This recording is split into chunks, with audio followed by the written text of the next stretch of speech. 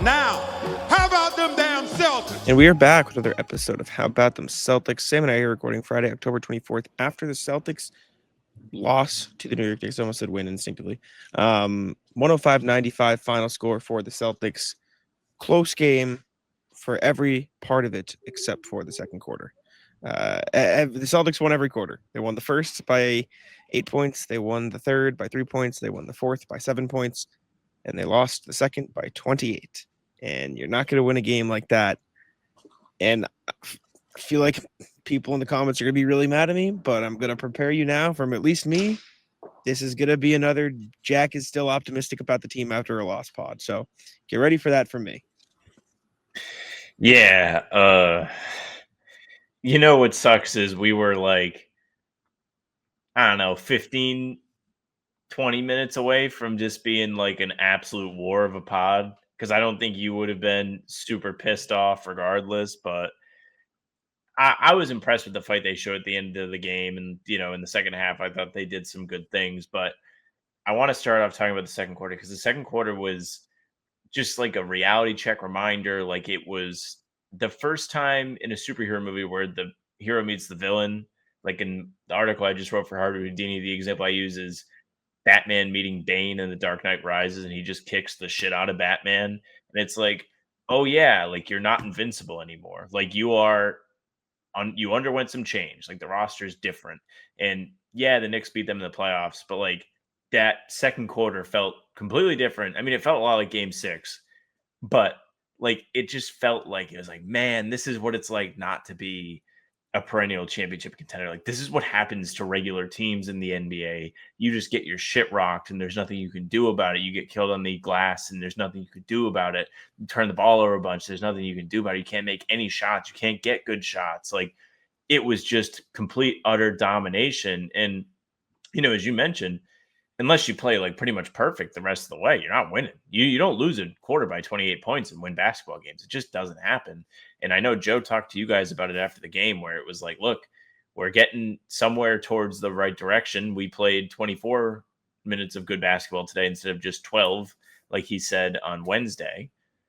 But yeah, like the second quarter was unacceptable. And to me, it was like, oh yeah, like this is what it's going to be like sometimes. Like you're just not going to be able to compete every single night with the roster you have. You're going to have weaknesses be exploited.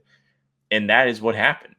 But fortunately, they did adjust. And we can start talking about that because I'm sure you said you're optimistic. Go ahead. Yep. The Celtics are going to be a top 10 defense in the NBA this season. This is an elite defensive basketball team. And all it's going to take is them. They are to be the absolute worst quarters away from being 2-0. I truly believe that. Like, eliminate the fourth quarter against Philly, eliminate the second quarter. The Celtics have been the better team in both games. I fully believe that. This is not an excuse. This is not a, they're so good. Like they are a flawed basketball team. They can't rebound. Not a good rebounding team, objectively so. They struggle creating offense a lot of the time. When you don't have Jason Tatum, when you lose as many pieces as they did, that's going to happen. They foul a lot because they take risks and try to go for turnovers. They, give up transition opportunities. If they control 2 of those 4 things, even one of those 4 things in both of those quarters, I truly believe they win both these games. They didn't control any of them in either of those quarters. Like that is where things fell apart. They gave up transition opportunities. They didn't hit their shots. They fouled too much. They gave up offensive rebounds. Everything that could go wrong did go wrong, genuinely. You look at the other 3 quarters outside of the second tonight. Knicks scored 22, Knicks scored 18, Knicks scored 23. That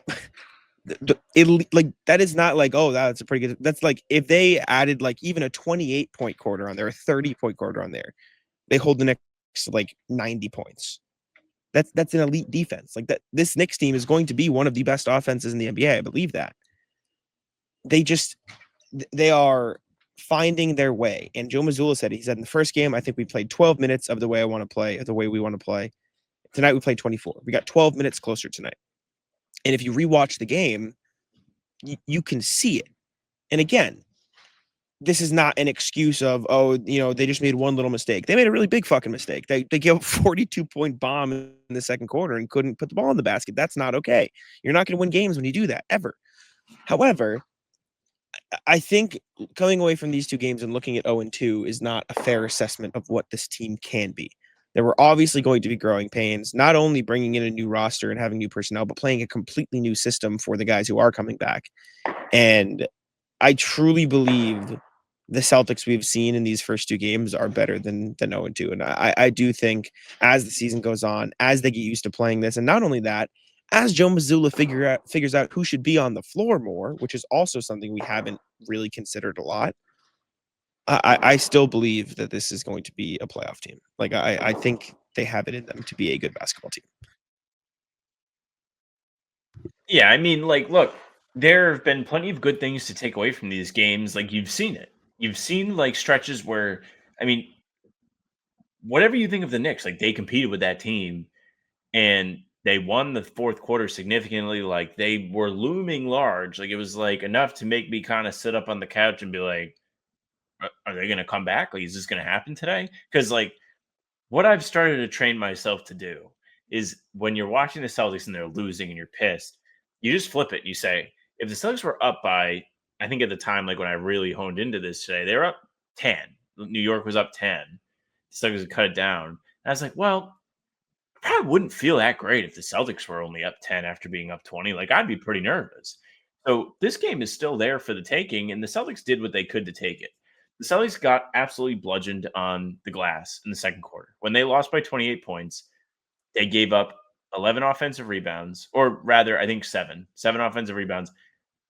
They only had 4 defensive rebounds the whole quarter.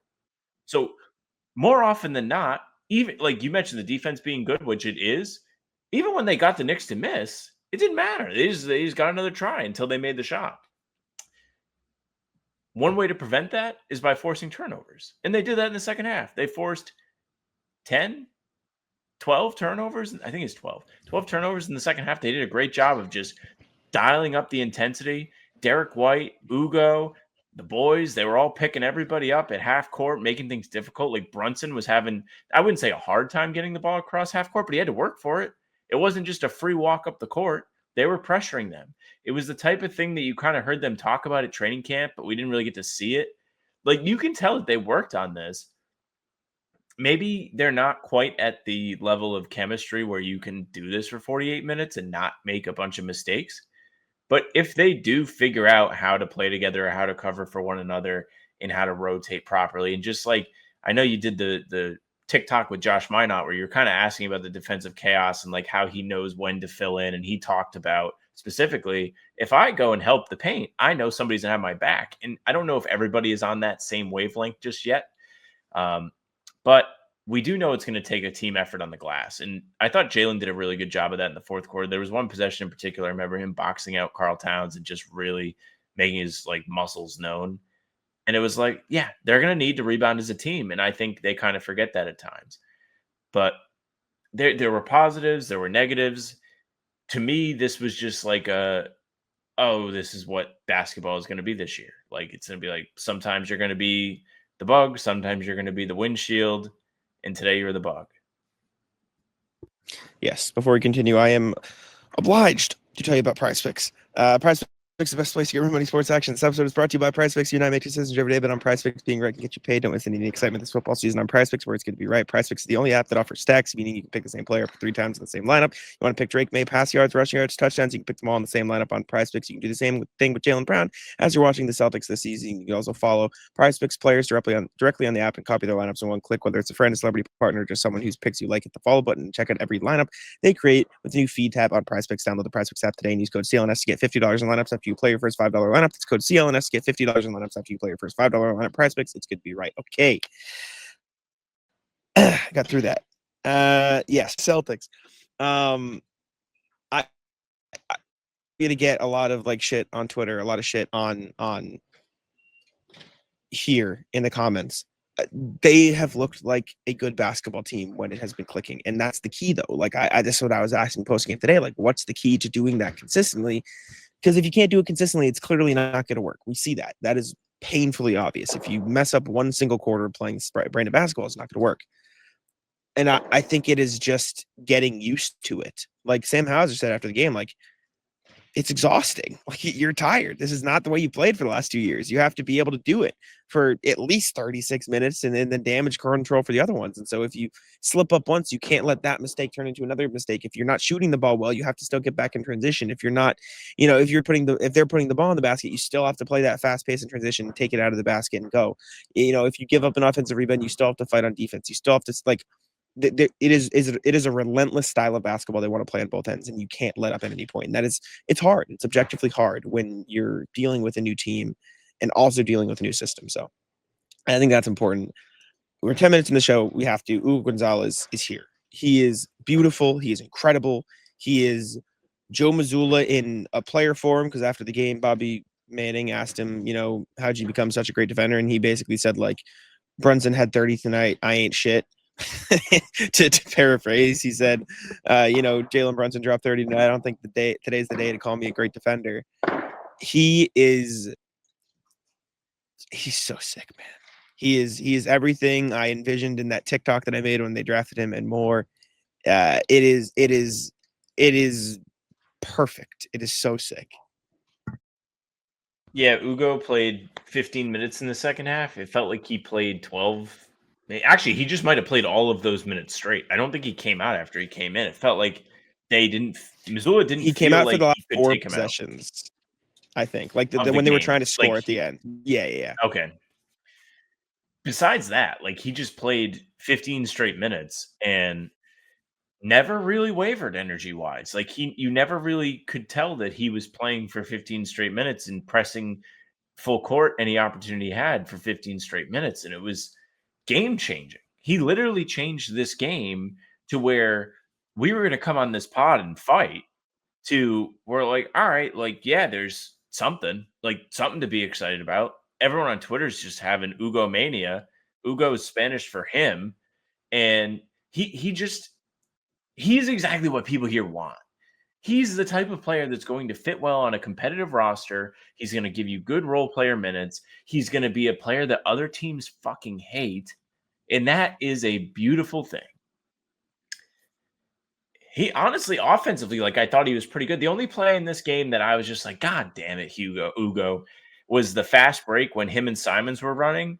And, like, he almost was just like running the floor to do it. He didn't really want the ball because they gave him the ball, and then he was like, oh shit, I don't know what to do this. Gave it back to Anthony. It was a late pass. And then Anthony just gets blocked. And it was like a really big miss at that point of the game for them to, like, just squander that opportunity. And that was just like he's a rookie. But, like, that came a possession after he crashed and got a putback on an offensive rebound. Yeah. You're very much going to remember he's a rookie at times. It's just he does really cool things too. I think there's an argument to be that there's nobody on this team that Joe coaches harder than Ugo. That play you mentioned, the mess up in transition, it was he was incensed. He was like, "What are you fucking?" Like, he was screaming at him on the sidelines, and I think it's because he likes him. Like, I think it's because he knows how good Ugo can be.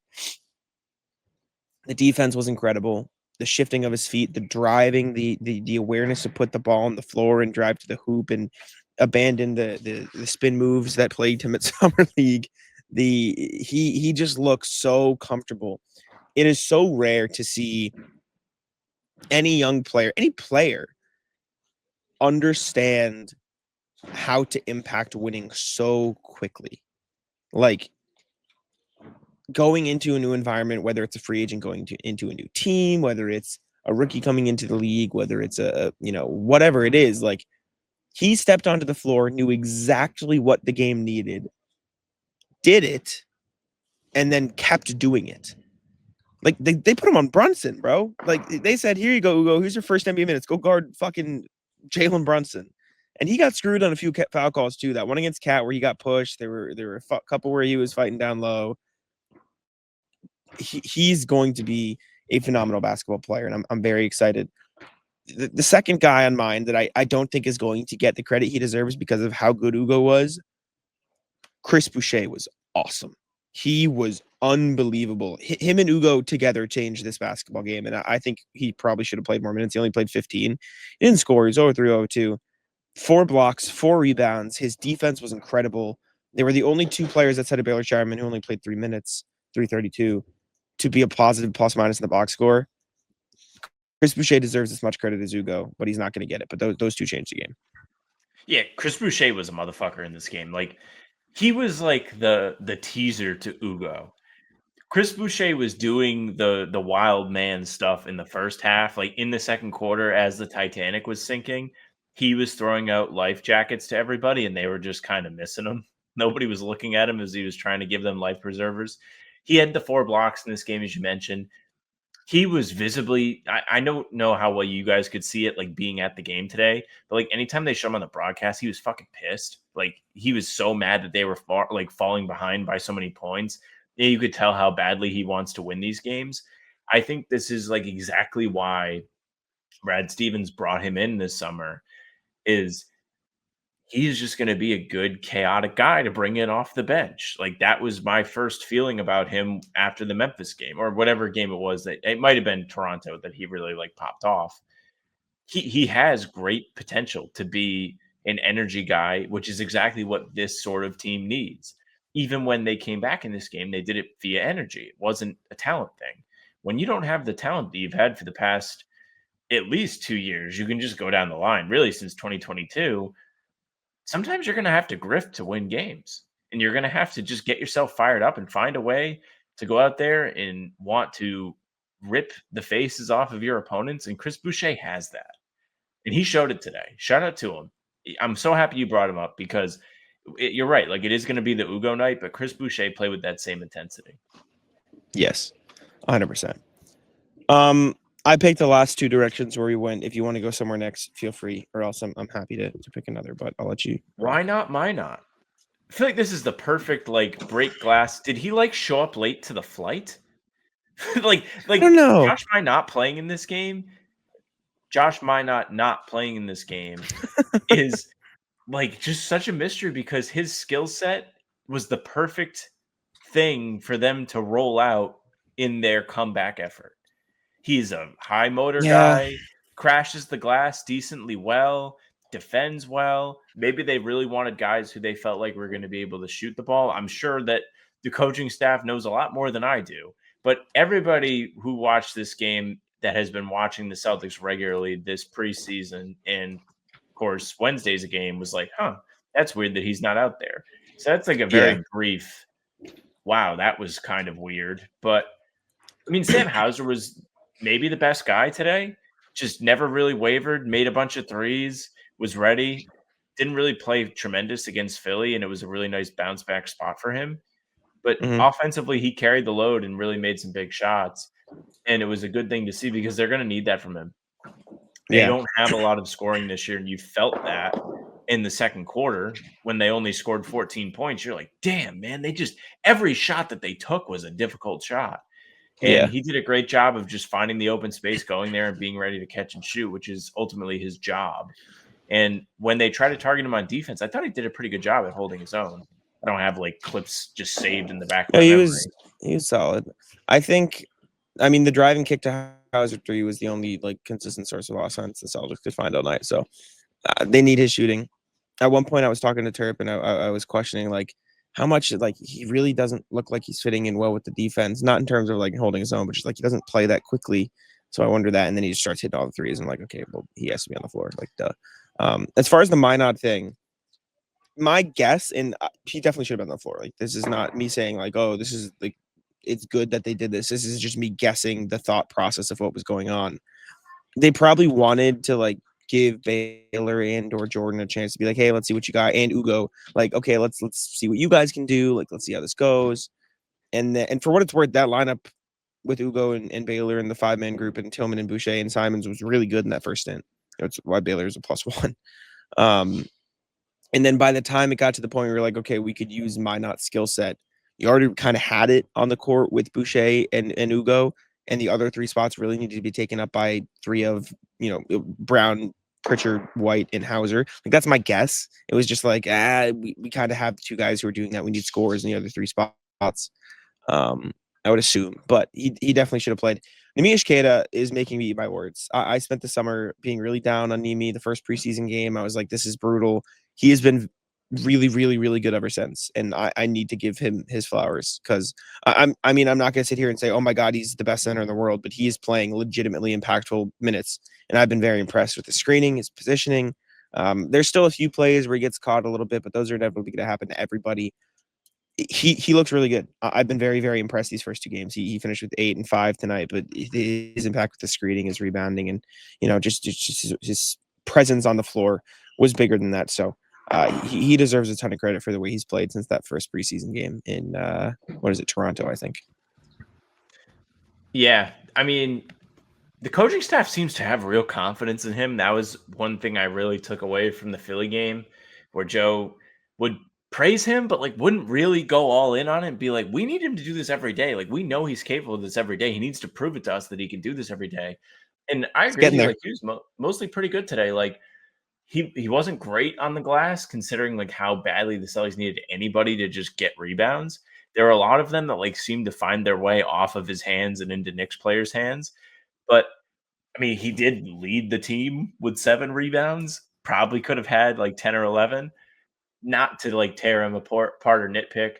I thought he had some really nice makes and like decent creative spots in this game. Like there was one where had the ball back to the basket right around the restricted area, didn't really have anywhere to go, just was patient, stepped through and hit a hook shot on Cat. And it was like, I don't know. It was like one of those, like if they didn't score there, the Knicks really could have blown it open and made it a laugher. And he kind of like kept them somewhat grounded in the game.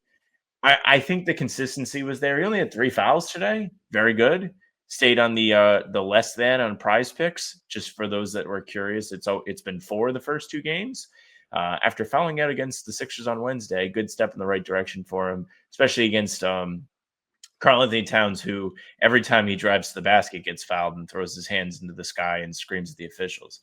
Just a great reminder of how Yeah. insufferable Karl-Anthony Towns is in this game. We can make our way through some of the bigger names as we slowly wrap up here. This wasn't as good of a Jaylen game as I would have liked. He did a pretty good job driving and kicking at certain points. I thought he was getting some good mismatches early in the game, but you really felt the 7 turnovers. Like you really felt the 7 turnovers. And I think Jaylen knows he can be better. This isn't like, oh my God, Jaylen sucks. It just felt like a night where you needed a game 5 Knicks series Jaylen, and you didn't really get it. And it is what it is, but Jaylen has been like, look at the stat sheet, and you're like, well, you look at most of the stat sheet, and you're like, pretty good, right? Efficient, 9 of 18 from the field, 3 of 7 from 3, like not bad at all. Then you kind of get to like, I'm specifically referencing the NBA.com stat sheet, which for those listening, I will read the order that they do tell you the statistics left to right.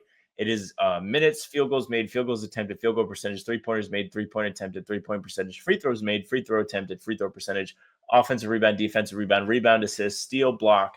Through all these categories, not bad.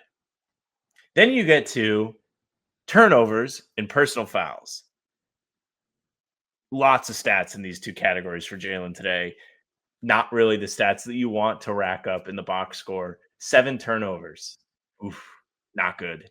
All the Jaylen doubters like pump their fist hearing that one. And then 5 fouls is, 5 fouls is five fouls. Like, I don't know. He didn't foul out. He was being aggressive in a game that they kind of needed to like fight. That one doesn't really sting as much as the turnovers do. Need to tighten up the turnovers, especially if you're going to be somebody who's going to be an offensive focal point for this Celtics team, the main offensive scorer. You need to be able to keep the ball under control. Yeah. Outside of quarter 3 versus Philly for Derek Payton and Simons have been pretty brutal. It's Can they give been the a team pretty anything? it's been a pretty rough stretch. They're not hitting their threes. I thought Simons was pretty active on defense tonight. I was a little bit impressed there, but he just seems a little bit all over Pretty the steals, place yeah. on both ends. Pritchard is just in the biggest slump you'll ever see, which is just terrible timing. Derek can't hit his shots either.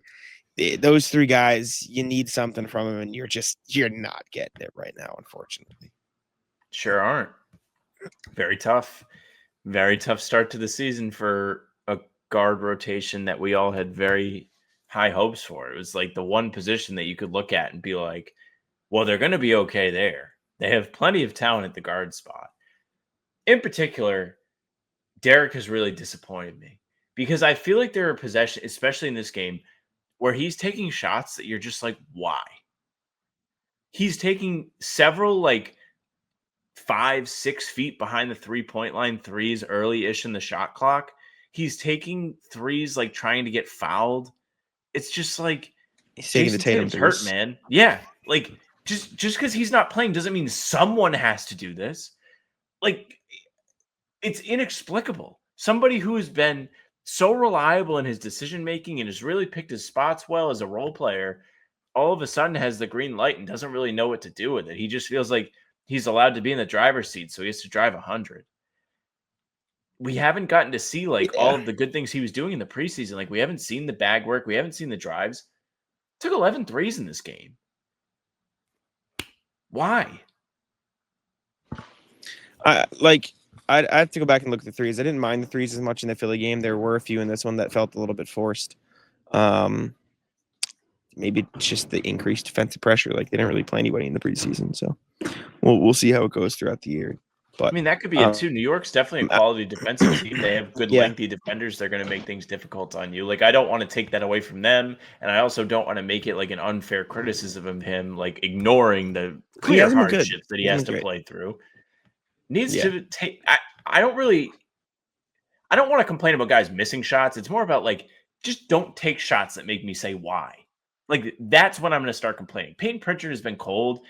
He's been cold at a very frustrating time, and he's been cold like in a moment when they need him. But I'm not watching Peyton Pritchard being like, why would you do that? Like, you didn't have to do that. Like, most of it is just regular Pritchard stuff, and it's like, oh, this is weird. Like, he just looks kind of tired. Like, that's my take on Pritchard. He looks like he doesn't really have his legs underneath him. Hit the front rim a couple times on some like shots he would normally create and make comfortably. So maybe he's still adjusting to the increased minutes. Like, that is my big feel on him. And Anthony has probably been the most reliable offensively of the three of them, which, I mean, it isn't saying much, but he's done some cool things. Yeah. He's been all right. Hit that cool fast break against Philly. He did. He's just been a little all over the place. Outside of that, I thought Tillman was still pretty good tonight. Hit a three, which was nice. He had 3 rebounds in like 3 minutes. He didn't really play a ton, but I thought he was fine in his minutes, set good screens. Baylor and Walsh maybe shouldn't play a lot this season. They Chinese buddies. They look like Ugo and Minot should be playing instead. I'll put it that way. And I still think they'll get their opportunities. I still think they'll get the chances. We'll see how it goes, but that's all I got. Good for Amari Williams for making his NBA debut, and Ugo obviously in a much bigger role, but that's really all I have from this one. Oh, the last thing before we go, and you can give your take on that too. Your boy Tyler Kolek, worst flop I've ever seen in NBA history. Rat fuck. I saw you tweet that, and I think I was like eating ice cream or I was writing my halftime piece. And I didn't really see it. I think I saw the call happen, but I didn't see the flop. Kolek though good. Annoying gnat He's in fine. This game. It was the worst flop I've ever seen. It was on, I don't know if it was a Nimi screen or a Tillman screen, or it was or maybe he's fighting on defense. He flopped worse than I've seen ever. It was bad. He's learning from Jaylen Brunson, but yeah, I mean he's got great teachers. Him and Kat just falling over the place. Now he needs to master the just throwing his palms up inexplicably when he doesn't get a foul call. Like Kat had like 7 of those today. Yeah. You know who's a low-key ref complainer now? Derek. Derek's complaining a lot. Well, when he and Jason like wore each other's accessories, like he caught some of like the bad Tatum traits. Like the bad threes and complaining to the refs. Even though I think Derek kind of got hoed. You know who got hoed today is Ugo. Ugo had like several Multiple times where he got mauled, or there was one in particular where you tweeted like he has to like learn to like keep his offhand out of things, but he got called for a foul on Jaylen Brunson, who took a fadeaway in the post, and I was just like, I don't really know where he got him. Like he has to contest that shot. I remember the exact one. It was his right. That's why I tweeted it. His right arm was on Brunson's hip, just like a little bit. His forearm was just touching him a little bit. So it technically was a foul, but it looked bullshit because it wasn't really a foul. It's just you have to call it. And so, like I said, as soon as he can learn to just move that back just like an inch, golden. But that's all I got from this one. I've got a bus in hour and 30 minutes. When is my bus? An hour and 30 minutes. Hour 45. But yay. Appreciate your opportunity. This is the closest road trip, but it is the worst for you. Yeah, like, no, this is hell. This day is always hell. I spent some time earlier like looking at how much it would be for a hotel and a train in the morning because of how much I am dreading getting on this bus, but I'll survive. Appreciate your opportunity again. Leave a like, subscribe, you know what you should do? Take it out. I'll outro the show and then I'll suggest this to you. Thank you very much for listening and watching. Make sure you leave a like, subscribe, comment. Tell us how you're feeling after 2 games. And the first 0-2 start in 4 seasons. The last time they started 0-2, NBA Finals. But might not be the case this year. Subscribe to the channel. We're here. NBA Finals are not every single day. Full pods drop Tuesday, Thursday, Sunday. Game recaps morning after each game. Other videos here in between to keep you up to date with all things Celtics. We're also streaming pregame live a half hour before every single game. Come hang out Sunday. It'll be me, Jack, Wayne Spooney from First to the Floor will be joining us as our special guest. So it'll be a lot of fun. Shout out to Barstool Greeny today. Come hung out with us before the Knicks game. A lot of fun trying to get guests every stream. Keep it fresh for you guys. So definitely don't want to miss those.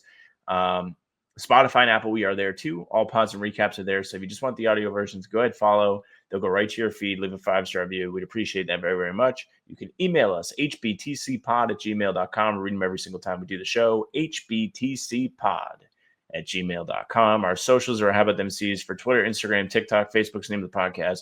All streams are there. They're on YouTube. They're on Twitter. Jack's Twitter's at Jack Simone NBA. Mine is at Sam LaFrance NBA. That's it for us. Bye.